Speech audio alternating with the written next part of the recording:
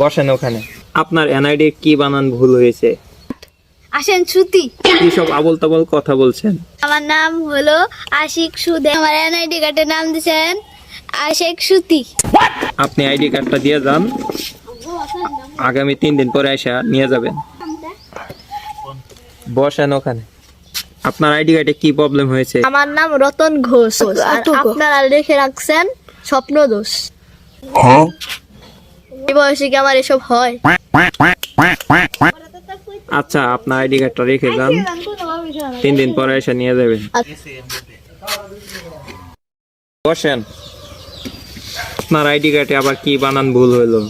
বাকিরা তো উচ্চারণ করতে পারেছে, আমি তো তা উচ্চারণ করতে পারি না। আমার নাম হলো রতন দে, আপনারা লিখেছেন রর জায়গায় চৌকার চৌ, বাকিটা আপনি বুঝে নেন।